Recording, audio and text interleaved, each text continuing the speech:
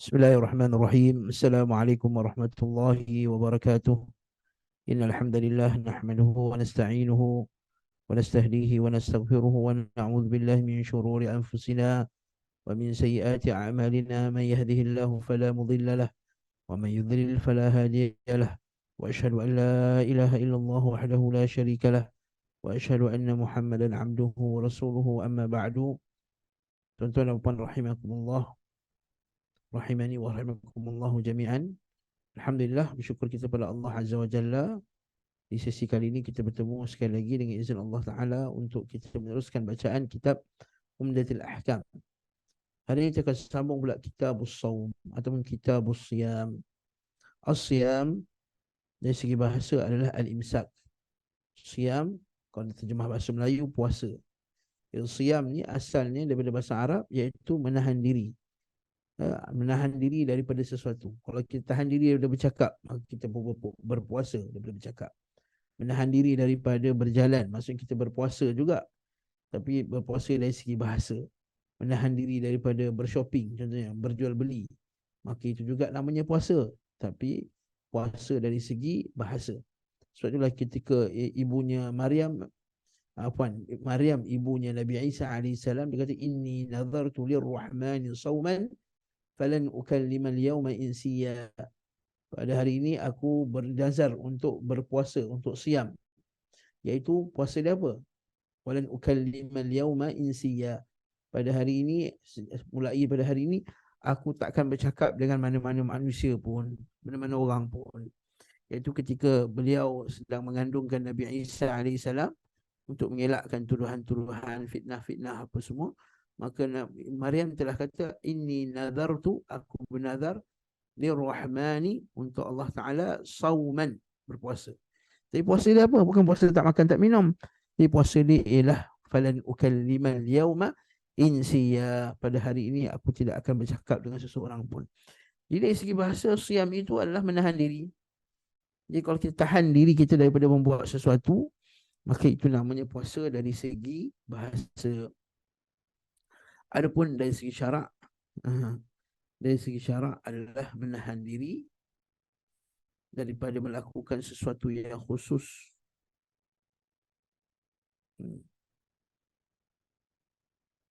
Pada waktu yang khusus kerana Allah Subhanahu wa Ta'ala. Imsakun makhsus, iaitu menahan diri secara khusus. Maksudnya bukan menahan diri secara umum, menahan diri secara khusus iaitu untuk beribadah. Min syai'in makhsus, daripada sesuatu yang khusus, iaitu bukan menahan diri daripada semua benda, iaitu menahan diri yang apa dia, daripada perkara-perkara yang batalkan puasa. Makan, minum, bersetubuh dan apa saja yang perkara batalkan puasa, fi zamanin makhsusin, pada waktu yang telah dikhususkan. Pada waktu yang telah dikhususkan, iaitu daripada terbit fajar as-sadiq, terbit fajar as-sadiq, sehinggalah terbenamnya matahari, iaitu dengan bahasa yang mudahnya daripada masuknya waktu subuh sehinggalah masuknya waktu maghrib. Jadi puasa dari segi bahasa apa dia? Menahan diri daripada makan dan minum dan bersetubuh dan apa saja perkara yang batalkan puasa daripada terbit matahari, iaitu terbit fajar, bukan mati matahari, terbit fajar, masuknya waktu subuh sampailah ke waktu maghrib. Jadi daripada ta'rifan tadi kita faham bahawa puasa itu start daripada waktu subuh, bukan waktu imsak. Puasa itu mula daripada waktu subuh, bukan waktu imsak. Mana setengah orang dia dah halang orang daripada makan. Waktu imsak 10 minit sebelum subuh, dia tahan orang daripada makan. Waktu imsak tu waktu berhati-hati. Tetapi cukup kalau kita tahu waktu itu secara pasti, pada waktu tertentu, pada jam tertentu dengan pasti, maka yang tak boleh makan tak minum tu ialah ketika masuknya waktu subuh. Ketika azan je, masuk je waktu subuh tu, sama ada azan tak azan, maka dah tak boleh makan dan tak boleh makan dan minum lagi dah.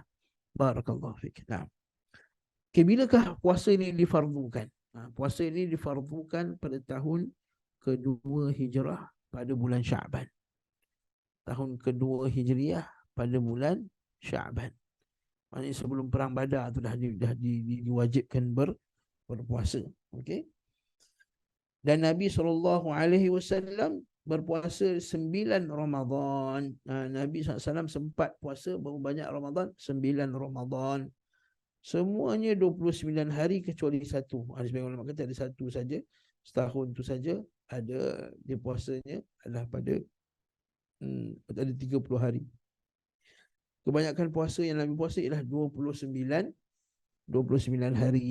Barakallah. Jadi Nabi sempat puasa 9 Ramadan. Okey. 9 kali Ramadan. Maksudnya 9 kali bulan puasa.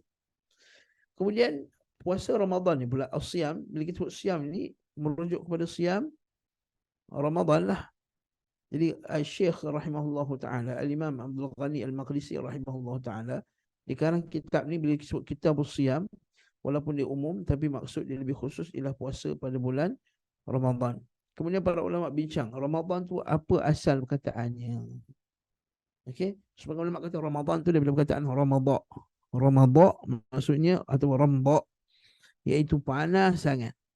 Batu yang panas. Okey. Jadi mereka menamakan bulan-bulan Ramadan pula pada zaman tersebut jatuh pada musim panas. Okey. Ada pula yang kata kerana bulan Ramadan ini yarmadu adz-dzunub. Iaitu bulan Ramadan ini dia membakar dosa-dosa. Ini berdasarkan satu hadis daripada hadis marfu' daripada Anas bin Malik radhiyallahu taala anhu. Dia kata tadruna lima yusamma Sya'ban. Dia kata Anas berkata kamu tahu tak kenapa dinamakan bulan Sya'ban itu Sya'ban? Li'annahu yatasha'abu fihi li Ramadan. Khairun kathir, kerana akan datangnya pada bulan Ramadan itu kebaikan yang banyak. Wa inna ma sumiya Ramadan li'annahu yarmadhu dhunub. Dan dinamakan pada bulan Ramadan kerana bulan Ramadan itu membakar segala dosa. Okay, dan hadis ini ada para ulama menyebut dia bahas dengan berbincanglah berkenaan dengan hadis ini.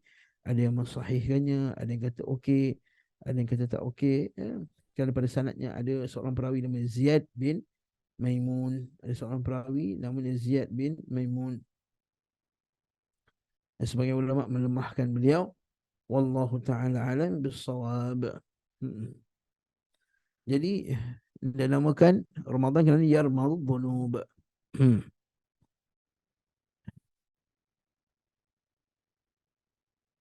Okey. Nah. Barakallahu fik. Dan boleh kita panggil Ramadan dengan Ramadan? Dalam Sahih Bukhari ada bab bolehnya memanggil Ramadan dengan Ramadan. Idza ja'akum Ramadan, Nabi kata, datang kepada kamu bulan Ramadan. Datang kepada kamu Ramadan tanpa sebut Syahrul Ramadan. Kerana sana kenapa munculnya pendapat ni? Sebab ada satu hadis dhaif yang mengatakan salah satu nama Allah Taala itu adalah Ramadan. Dan ini tak sahih. Tak ada nama Allah Taala Ramadan. Kemudian puasa ni adakah Ramadan ni puasa yang wajib yang pertama? Yang pertama kali diwajibkan. Para ulama bincang puasa ni dia ada tiga pendapat.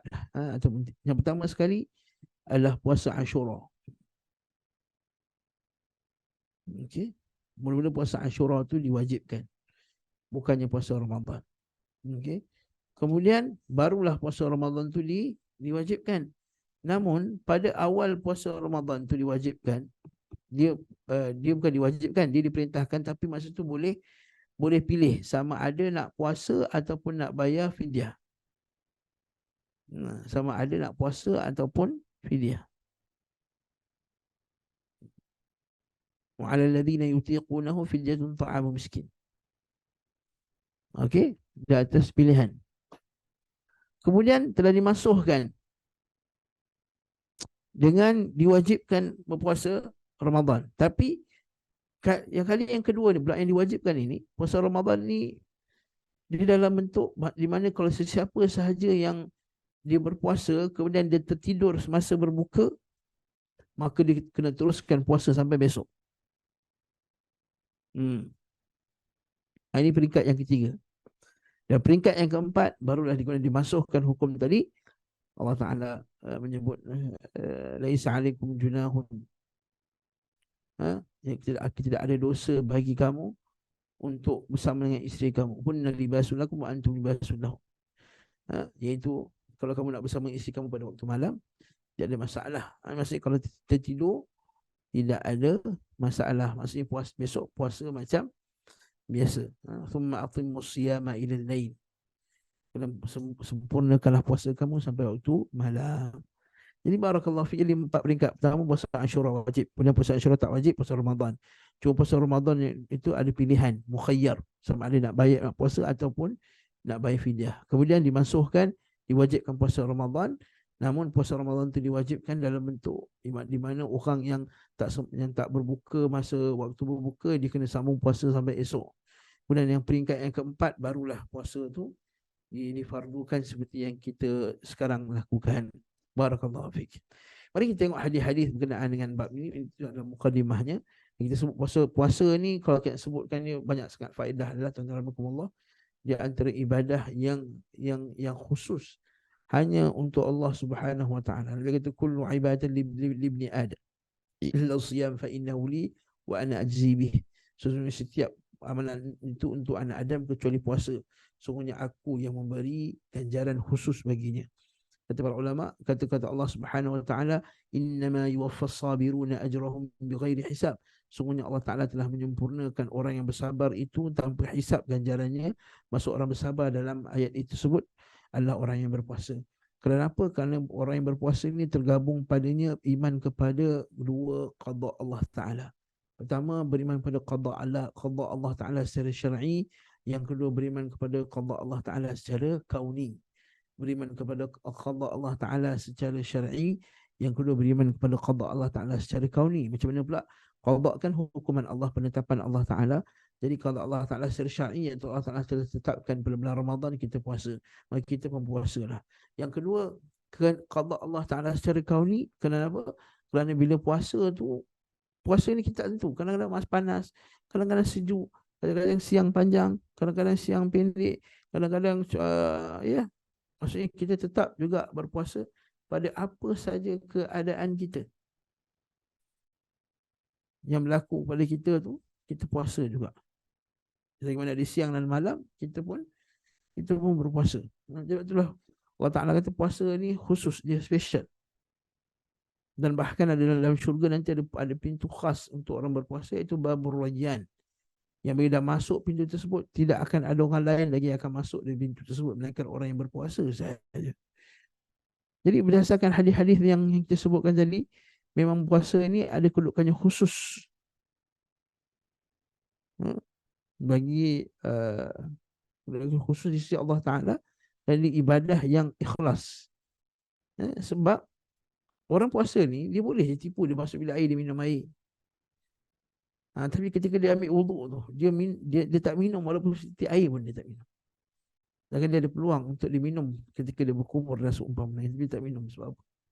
Ikhlasan lillahi ta'ala. Iman ni bahawa Allah Subhanahu wa ta'ala sedang menyaksikan apa yang dia telah lakukan. Nah, ini yang kita kata special ni puasa ni banding dengan ibadah-ibadah yang lain. Nah, mari kita tengok hadis-hadis ni. Barakallahu fiik. 178 an Abi Hurairah radhiyallahu anhu qala Rasulullah sallallahu alaihi wasallam la taqaddamu Ramadan bisawmi yawmin aw yawmaini illa rajulan kana yasumu sawman falyasumhu. Daripada Abu Hurairah radhiyallahu anhu, Rasulullah SAW bersabda, janganlah kamu mendahului Ramadan dengan saum, puasa sehari atau 2 hari. Selain seseorang yang sudah biasa melakukan puasa di hari itu, maka silakanlah dia berpuasa padanya. Hadis ini ada 10 isu. Pertama sekali, la taqaddamu Ramadan, asluhu la tataqaddamu bita'aini fahudhabat ihdahuma takhfifan.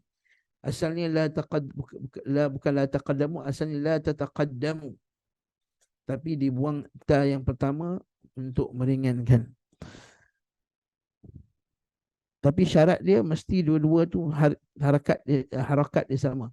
Ta taqaddamu, ta boleh taqaddamu. Macam juga wala tayammamu. Maksudnya asalnya wala tatayammamu.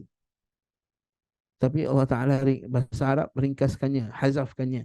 Tapi jadi syarat, itu syarat dia mestilah tamathul al-harakatain.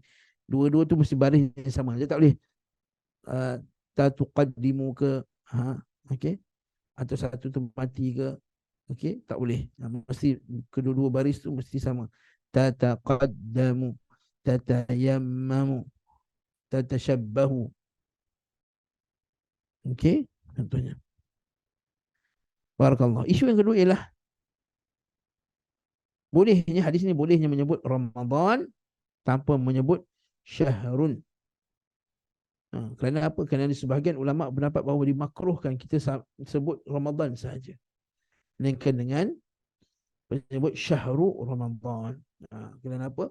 Tapi hadis ni dhaif kan, dia sebut dah. Yang ketiga, hadis ini dalil yang jelas, tasrih an bin nahi an insya'is saum, iaitu dilarang untuk kita memulakan puasa sunat sebelum Ramadan sehari atau 2 hari, itu puasa sunat lah, min ghairi adatin. Kenapa?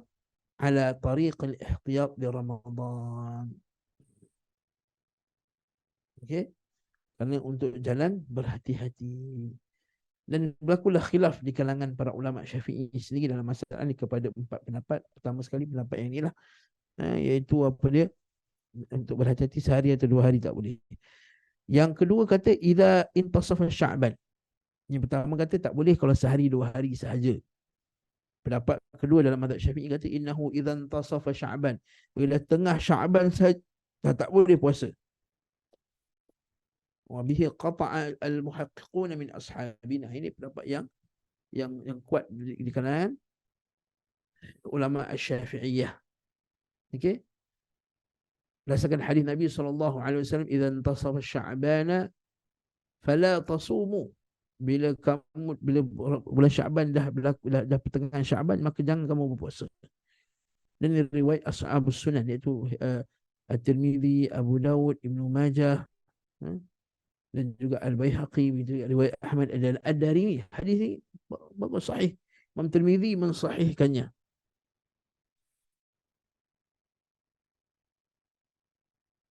Habis tu macam mana nak gabungkan dengan hadis ini? Sehari atau 2 hari. Jadi sehari atau 2 hari itu litabyin, katanya, untuk penjelasan. Bukan litakhir. Bukannya untuk pemilih. Maksudnya sehari 2 hari pun tak boleh. Lepas 15 Syaban pun tak boleh juga. Okay. Yang ketiga, annahu yajuz wala yukrah. Yang ketiga dalam mazhab Syafi'i ada kata boleh dan tidak dimakruhkan.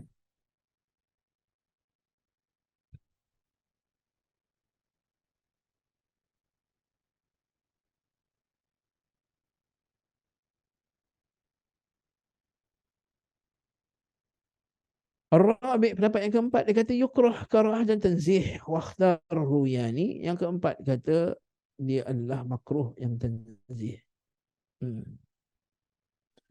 Yang sahihnya adalah dia dilarang. Syafi'i berdasarkan hadis tadi, dan tasawuf Sya'ban wala tasmu, melainkan puasa yang dia dah biasa kan. Yang lain kan puasa yang dia dah biasa.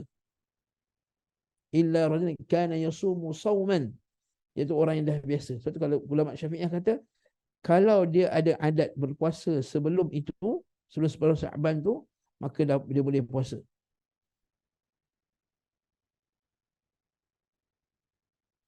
Dia boleh puasa. Dan cukuplah adat walaupun berlakunya sekali, dia kata. Maksudnya kalau kata sebelum 10 Syaban tu, dia puasa sehari. Okey. Puasa sehari, kemudian lepas tu dia puasa lagi sehari lepas 10 Syaban boleh. Tapi kalau tak puasa langsung sebelum Syaban, tak boleh lah. Dan boleh lagi, dan lebih-lebih lagi lah boleh. Kalau orang memang dah biasa puasa Isnin Khamis, Isnin Khamis, Isnin Khamis, maka katakanlah Ramadan masuk hari Sabtu. Secara yakinnya masuk hari Sabtu. Okey, maksudnya dia tahu 30 hari bulan tu hari Jumaat, 29 tu hari Khamis. Ha?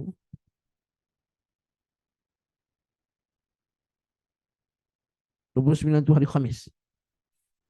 Kan? Maka dia yakin Isnin dan Khamis tu puasa memang takkan masuk Syaban. Takkan masuk Ramadan ni, afan. Maka dia berpuasa lah pada waktu tersebut. Maka tak dilarang. Okey, pertama, yang orang yang ada adat. Yang kedua, orang dah biasa puasa. Yang ketiga, orang yang nak qada. Yang ni tiga orang yang tidak dilarang untuk berpuasa lepas 15 Syaban.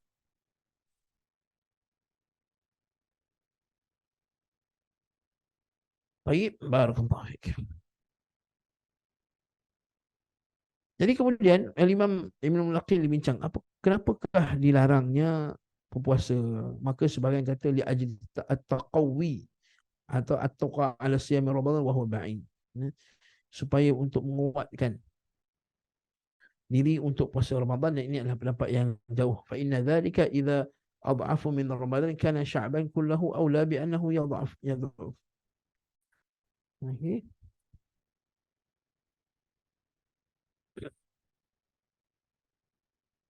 Nah,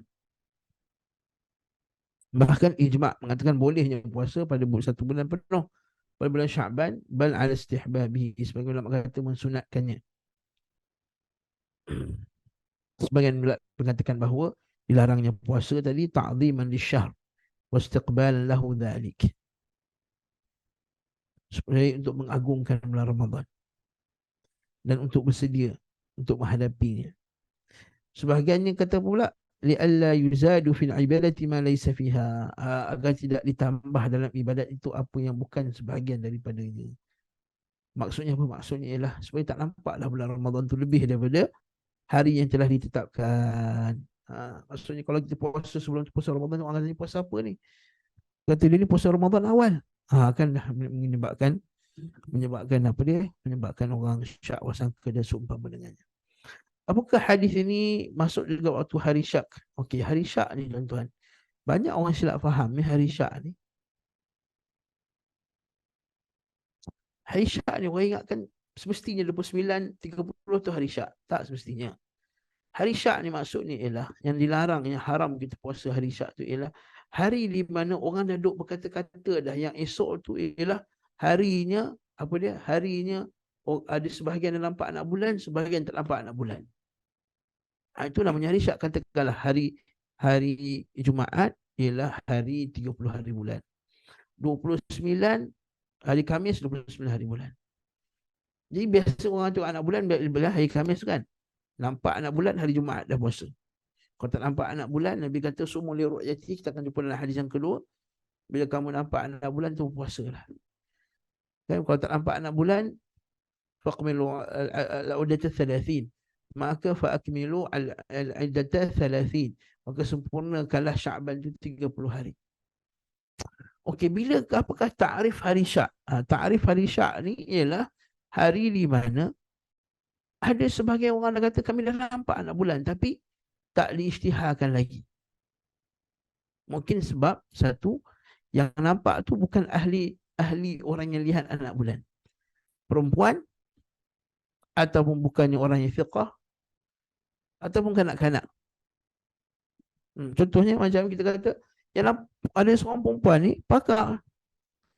Dia ni pakar bidang astronomi. Tapi syarat dia untuk orang nak nampak anak bulan ni orang lelaki, syarat kesaksian ni orang lelaki.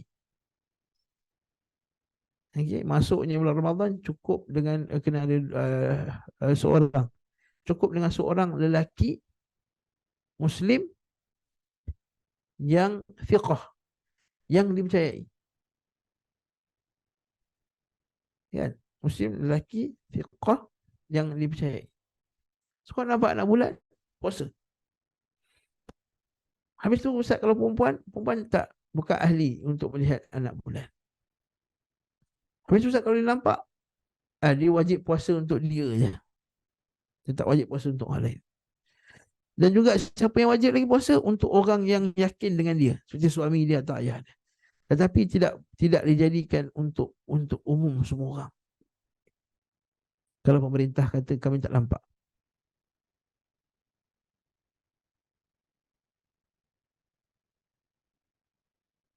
Hmm.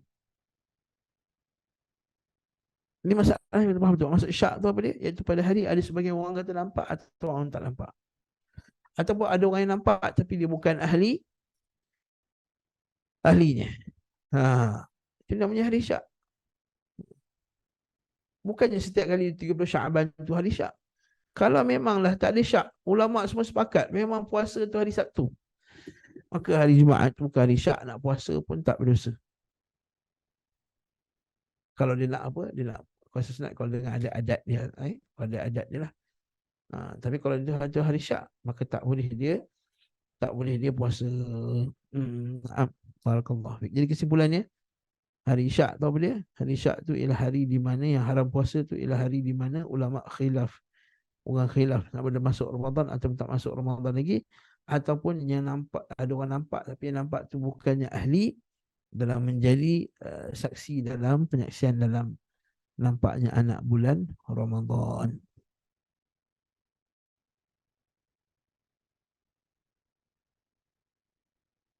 Nah,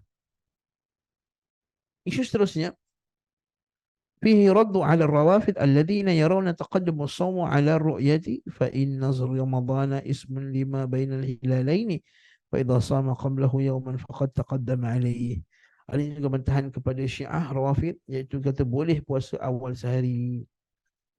السابع فيه تبيين لمعنى الحديث الذي فيه صوموا لرؤيته وأفطروا لرؤيته.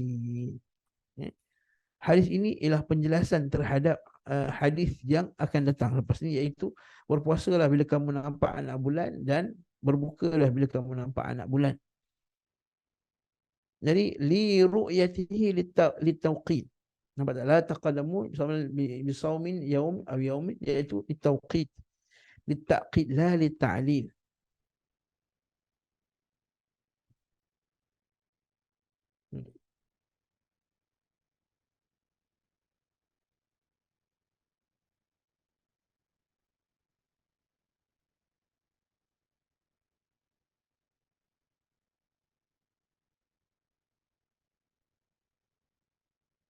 Nah. Yang seterusnya kita ringkaskanlah. Al-thamin fihi adamun nahi an taqdim yawm aw yawmain Ramadan bisawm liman lahu 'adah fi ghairi Sya'ban aw an yasuma awakhirahu an yasuma awakhirahu. Nah, hadis ini juga ada tidak menunjukkan bahawa tidak dilarang untuk berpuasa sehari atau 2 hari pada bulan Ramadan liman lahu 'adah, bagi orang yang ada adat. Disebut tadilah pada bulan selain Syaban untuk berpuasa di akhirnya. Sawa'an kana adatuhu bin nadharin aw tatawwu'. Sama adat itu dengan nazar ataupun dengan sunat. Fa innahu dakhil tahta itlaqil hadith wa min suwarin an-nadri lillahi alayya an asuma yawma qudumi fulan. Iaitu, dan dia termasuk segala bentuk puasa lah, sama ada puasa tu puasa nazar atau puasa sunat. Jadi kalau dia ada puasa sebelum bulan Syaban, maka boleh dia puasa pada akhirnya, tak larang. Wallahu a'lam. Kita masuk dalam larangan juga kisah puasanya pada hari Syak, wa huwa ibaratun al-yawm alladhi yatahaddathu an-nas bi ru'yatihi ani al-hilal. Hadis juga termasuk dalam larangan hadis ini. Okey, termasuk larangan hadis adalah hari Syak. Maksudnya, kalau orang tu ada adat sekalipun tapi masuk hari Syak, tak boleh puasa. Ingat orang yang tak ada adat 15 Syaban tak boleh puasa. Orang yang ada adat boleh puasa sampai masuk Ramadan, kecuali pada hari Syak. Hari Syak tak boleh juga, walaupun dia ada adat atau tak, walaupun tak ada adat.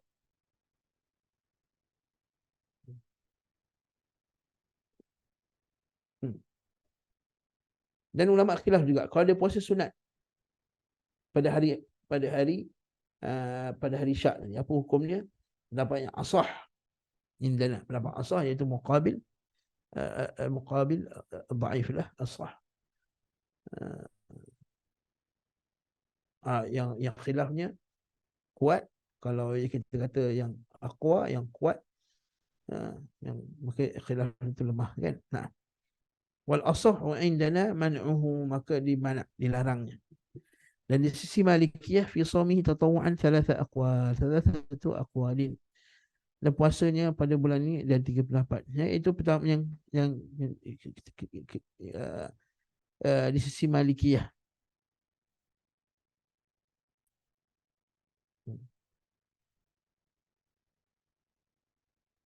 ila akhiri. Di mazhab Syafi'i tetap juga dilarang, tak boleh. العاشر قال ابن العربي كما لا يجوز استكبار ولا يجوز تشييعه قال ومن أجله قلنا في قوله عليه الصلاة والسلام من صام رمضان وأتبعه ستا من شوال كان كصيام الدهر لا يحل صلتها بيوم الفطر لكن يصومها متى كان. Hadis ini enggak dalil bahawa tidak boleh kita sambung Ramadan dengan puasa terus. Ini sahih. Memang hari raya memang hari yang kita dilarang untuk berpuasa. Hari yang haram berpuasa juga. Selain daripada hari Syak tadi, haram juga kita berpuasa pada hari raya iftar. Dua hari raya puasa, hari raya haji, kedua-duanya dilarang untuk berpuasa. Tapi cuma hari raya hanya sehari saja dilarang. Hari raya haji 4 hari, 10, 11, 12, 13. Nah,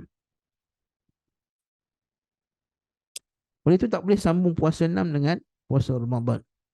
Dia kena berhari raya, kena disambung puasa 6.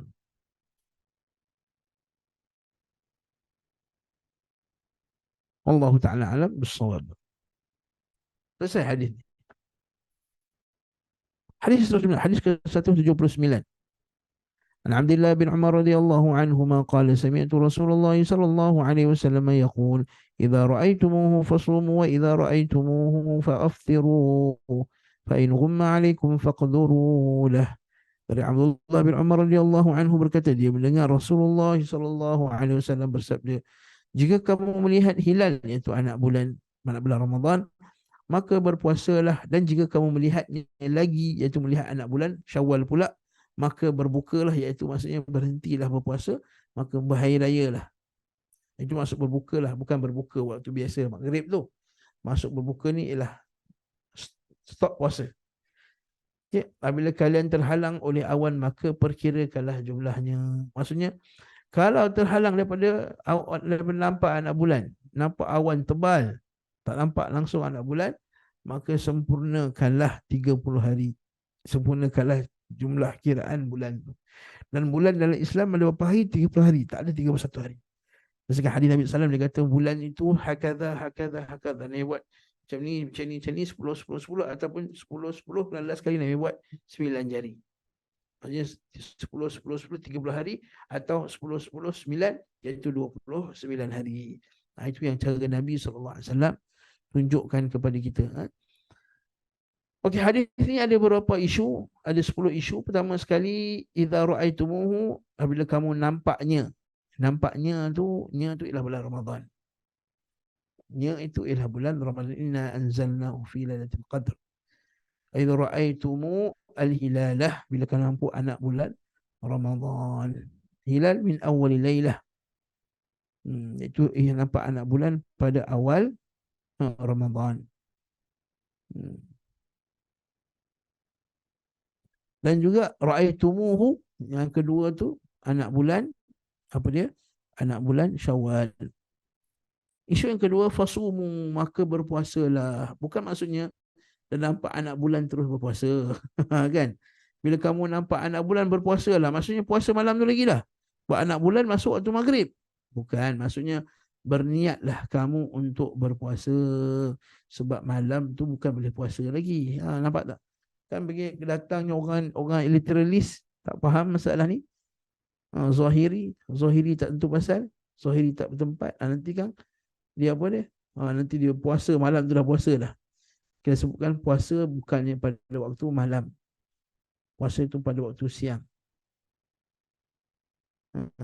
Hatta waqulu washrabu hatta yatabayyana lakumul khaytul abyadu minal khaytil aswadi minal fajr. Dan makan dan minumlah sehingga kamu nampak jelas, iaitu fajar. Nampak fajar, nampak terbit fajar ni, maka kamu berpuasalah. Okey, maksudnya apa dia? Puasa tu pada waktu pagi. Jadi maksud hadis ni, bila kamu melihat anak bulan tu, berpuasalah tu, berniatlah berpuasa untuk esok hari. Berniatlah berpuasa untuk esok hari. Fa in ghumma alaikum, dan jika terhalang oleh awan, iaitu awan yang tebal, maka kita pun faqduru lahu. Faqduru lah maksudnya kirakanlah. Okey. Dan ini pendapat jumhur ulama Abu Hanifah, Syafi'i, Dan Hanafi mengatakan bahawa iaitu maksudnya ialah sempurnakan bulan tu 30 hari. Hmm. Sehingga nampaklah 30 hari. Okey. Fasumu 30, puasalah. Riwayat lain kata fasumu 30, puasalah 30 hari. Okey. Sebenarnya riwayat kata faqbilul uddat Sya'ban 30. Dan riwayat lain pula disebut dan sempurnakanlah bulan Sya'ban itu 30 hari. Nah, jelas.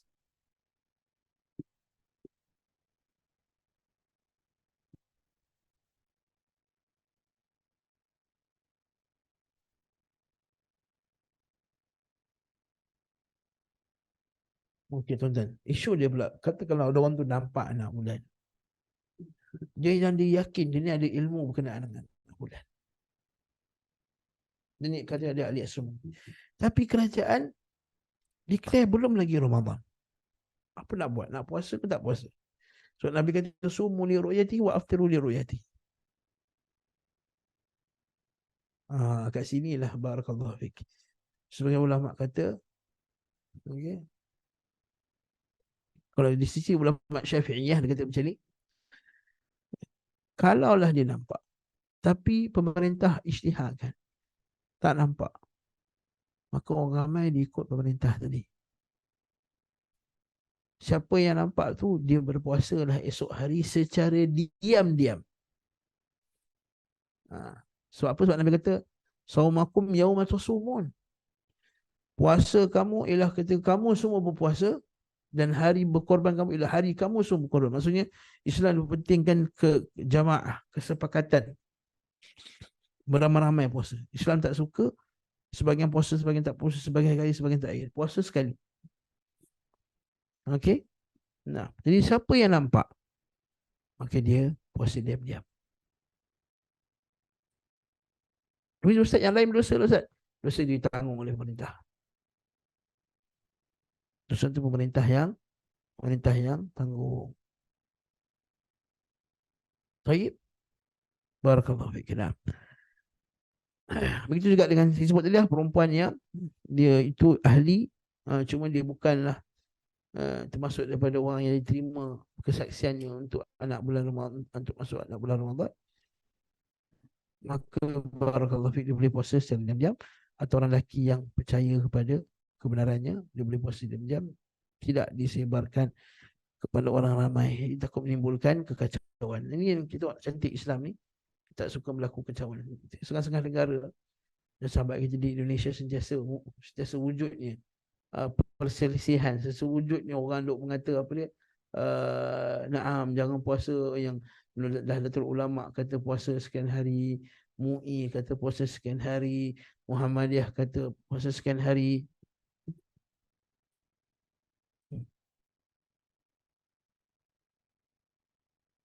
Ila akhiri. Nah, jadi masalah ni kita perlu perhatikan betul dan kita fahamnya supaya tidak menimbulkan kekacauan. Nah,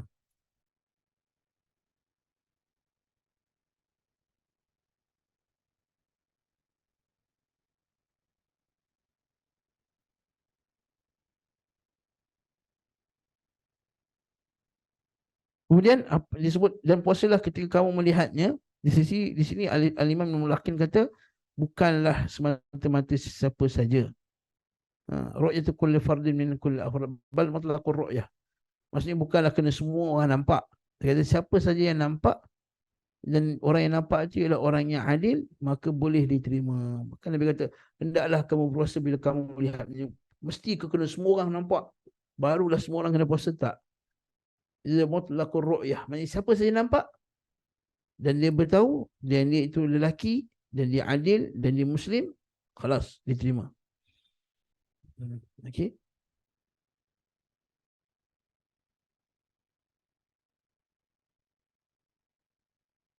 Bukannya semua orang yang kena nampak. Ya. Tapi kalau nak keluar Ramadan, mesti dua orang. Illa syahidan. Masuk Ramadan cukup dengan satu.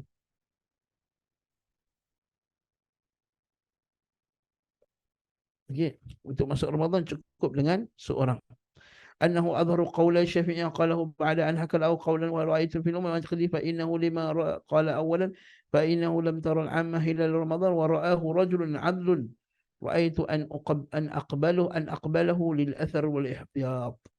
Kata Imam Al-Baghawi Al-Syafi'i dan Syarh Sunnah, dia kata Imam Al-Syafi'i dan kita Al-Um mengatakan bahawa kalau nampak saja seorang lelaki yang adil, adil ni masih Muslim, tak zahir pada perbuatan fasik, kan, maka kita kena terimanya lil athar kerana datangnya riwayat wal ihtiyat dan juga dalam keadaan berhati-hati.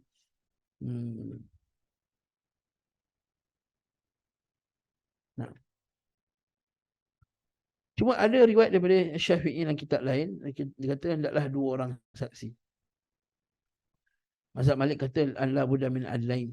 Abu Hanifah kata in kana mughayyima thabata bil adl wala abdan wa in kana mushiyah fala tathbutu bi wahid wala yabi ithnain bal bi adl istifadah.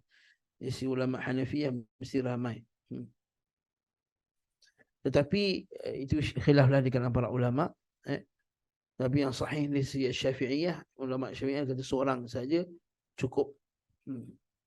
Nah, adapun masalah masuk Syawal, yang ni mesti ada dua orang. Mesti ada dua orang lelaki yang adil. Okay, dua orang lelaki yang adil yang menyampaikan kepada pemerintah. Dan alhamdulillah kat Malaysia ni kita ada majlis falak, kan. Setiap pejabat mufti dia ada dia punya pakar falak dia, dan setiap pakar falak tu dia akan duduk dekat kawasan-kawasan yang tinggi di Bukit Melawati, dia kalau dekat Perak tu, dekat Bukit Gunung Semanggul, kan, dan seumpama dengannya, Bukit Candan apa semua tu dekat kawasan yang tinggi, dan mereka akan melihat anak-anak bulan dan mereka semua akan memberitahulah kepada mufti dan juga kepada pemerintah yang di-Pertuan raja-raja, yang dihormati raja-raja semua, dan untuk mengisytiharkannya. Dan alhamdulillah kita pula ada majlis raja-raja pula yang kita biasa tengok, kan, pada malam nak puasa tu. Saya sekian daripada majlis raja-raja. Alhamdulillah, Malaysia ni Allah Ta'ala bagi nikmat yang besar, kita ada pemerintah Muslim. Naam.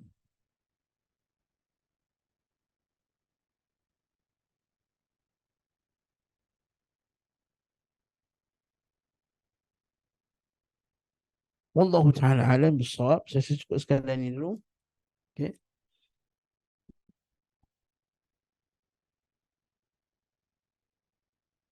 Cuma ada satu lagi point kat sini. Boleh tak kita beramal dengan hisab? Hisab ni kita buat kiraan. Ulama Syafi'iyah dia berhujah dengan hadis ni, faqduru lah, maka buatlah perkiraan.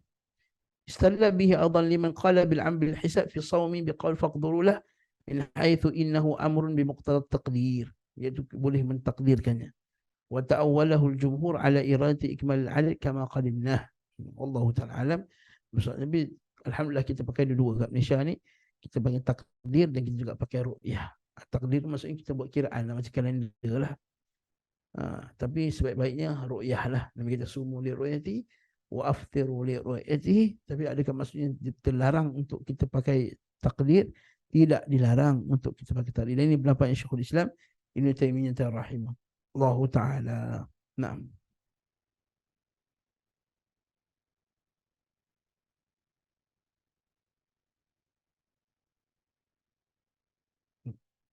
Wallahu ta'ala alam bisawab. Saya cukup sekadar ini saja.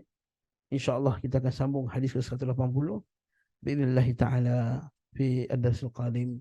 Wallahu ta'ala alam bisawab. Sallallahu ala Muhammad wa ala alihi wa sahbihi wa sallam. Walhamdulillahi rabbil alamin. Assalamualaikum warahmatullahi wabarakatuh.